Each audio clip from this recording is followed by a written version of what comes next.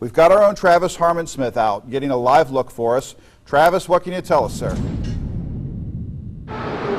Doug, good morning. I'm standing on I-75 North right now, right in front of exit 110. Doug, good morning. According to the Fayette County coroner, that 3-year-old little girl died right here at UK Children's Hospital last night. Her cause of death, homicide. George, you just mentioned that it was 21 degrees outside with wind chills in single digits. Now, I've been outside the bus garage for over 2 hours now, and as you can see, buses are just now starting to pull out to go pick up the kids this morning from their bus stops. Good morning, Doug. Now, I told you at 5:30 there was some light rain, and roads pretty much look the same as they did 30 minutes ago, but there may be snow falling this morning, something that drivers should definitely watch out for on their morning commutes. Hey, Doug, good morning. I was out here at Broadway Christian Church just 2 days ago watching road conditions when a wintry mix started rolling in, and now this morning the roads are icing over, which can even be a bigger problem for morning commutes. Now, VJ, it's just like what Bill told me yesterday. While you're fighting traffic today, just keep that smile on. For now, I'm live in Lexington this morning. Travis Harmon-Smith, ABC 36 News. Hey, Doug, good morning. We're closing in on that time of year again when shelters are necessary to survive for many people. Now, I'm standing here right outside of Catholic Action Center where community leaders are learning what homelessness is like firsthand. Our own Travis Harmon-Smith out live with details. Travis, good morning. Doug, good morning. Lexington police have arrested 2 men after they say they used airsoft guns to shoot at children and damage lights at an apartment building. Now, Chief Thomas also tells me that Kentucky State Police will be here later this morning as they continue their investigation. For now, I'm live this morning in Mount Sterling. Travis Harmon-Smith, ABC 36 News. Now, the district says school officials were alerted by state police late last night about a, quote, high potential and credible threat against the district. The district says the threat involves 2 central Kentucky counties, including Anderson. Now, Trump is holding a rally at Eastern Kentucky University's Alumni Coliseum tomorrow night at 7. This is the 3rd rally Trump has held in Kentucky since he began his race for president in June 2015. The president is expected to discuss the economy and the importance of keeping the Republican majorities in the House and Senate. According to Lexington police, a woman by the name of Tashonda Blade assaulted her boyfriend while they were both intoxicated. Now, police say that this happened on Valley Farm Drive, and it was over a situation involving her boyfriend not allowing her to drive with her kids while she was intoxicated. 28-year-old Deputy Jamie Morales is in stable but critical condition at UK Hospital as of this morning. Police say Morales was shot while assisting federal agents in arresting 57-year-old Edward Reynolds, a fugitive wanted in Florida for bank robbery. Reynolds died at the scene. Sheriff Tony Hampton says he visited Morales in the hospital yesterday.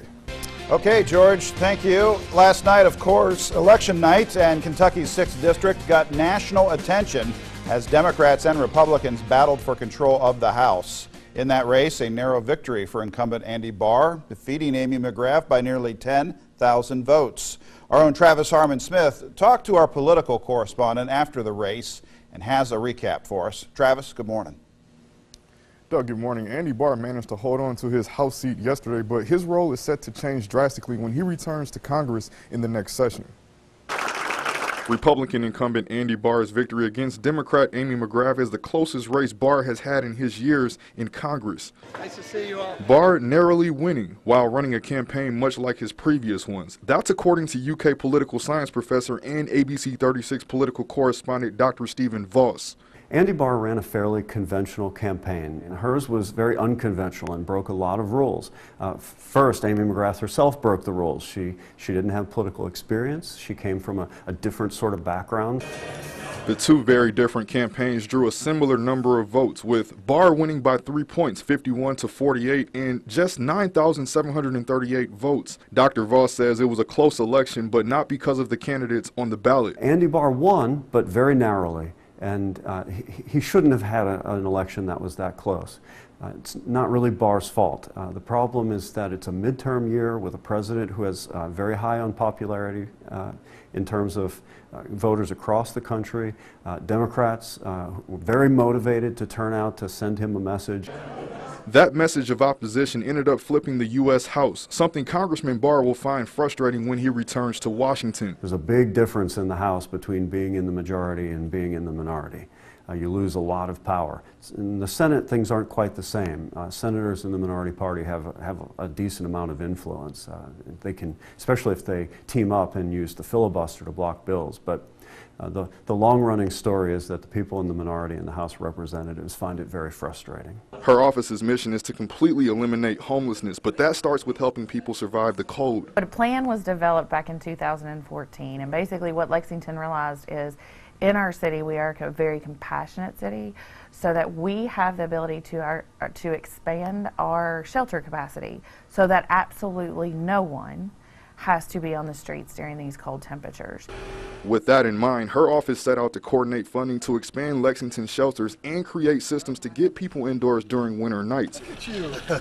Part of that includes the Compassionate Caravan run by the Catholic Action Center. Bevan attempted to sue 16 of his own constituents after a disagreement over a proposal that would add new work requirements to Medicaid recipients. According to the Courier-Journal, the Bevan administration filed his lawsuit in Frankfort back in February, a month after a coalition of health law advocates filed the initial challenge to Bevan's Medicaid changes in Washington. This morning, Representative Andy Barr welcomes Congressman Sean Duffy to Lexington for a field hearing on opioid recovery and transitional housing. This is happening at the district courthouse in Lexington at 9. Congressman Duffy and Barr are assisted by 9 other experts from the 6th district, providing insight on ways to help free people from addiction. Opioid overdose has increased in Kentucky, which now has the 3rd highest opioid overdose mortality rate in the country, meaning Kentucky is on the front lines of this epidemic. The field hearing is open to the public, with the committee providing information and research on ways to help those in recovery free themselves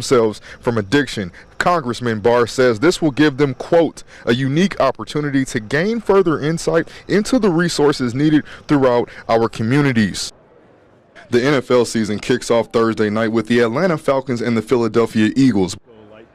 But this season, the NFL is trading its sponsorship with Papa John's for Pizza Hut. Papa John's lost its NFL sponsorship over founder and former CEO John Schneider's comments about NFL players protesting during the national anthem. Schneider also stepped down as chairman of Papa John's in July after admitting to using a racial slur. A jury reached a verdict Monday against 4 men accused in the death of Trinity Gay. As a family, we're happy. We're just glad that we got what we wanted. The 15-year-old daughter of Olympic track star Tyson Gay was shot and killed after police say 2 groups exchanged gunfire in the parking lot of the Cookout restaurant on South Broadway in 2016. But the last 2 years for her father has been nothing but pain and agony. It's been rough. It's been rough for my entire family. Everyone has been keeping us in their prayers. But it's just been tough. It's just a numbing feeling that it's hard to explain to people unless they've lost someone close to them. A jury found Chazare Taylor guilty of murder and 5 counts of wanton endangerment after he was accused of firing the shot that took Gay's life. The other 3 men, Lamonte Williams, DeMarquio Taylor, and Devontae Middlebrooks, were all charged with wanton endangerment. Most importantly, justice was served for a father who's still mourning the loss of his daughter. Firefighters from the Kentucky Division of Forestry and the U.S. Forest Service returned home later this morning at 10 a.m. after a 2-week detail on the Ferguson fire that erupted in Central California. That fire is on its way to containment as the Mendocino Complex fire, now the largest in California history, continues to burn. A total of 40 Kentucky firefighters on 2 20-person crews were assigned to the Ferguson fire. According to Interweb, the fire started on July 13th in the Sierra National Forest. On Monday, Governor Matt Bevin's legal team filed a 100-page brief related to the case before the Supreme Court that will decide the fate of the recent pension reform bill. Senate Bill 151 was passed this spring by the General Assembly to address the Commonwealth's long-standing public pension crisis and $84 billion unfunded liability.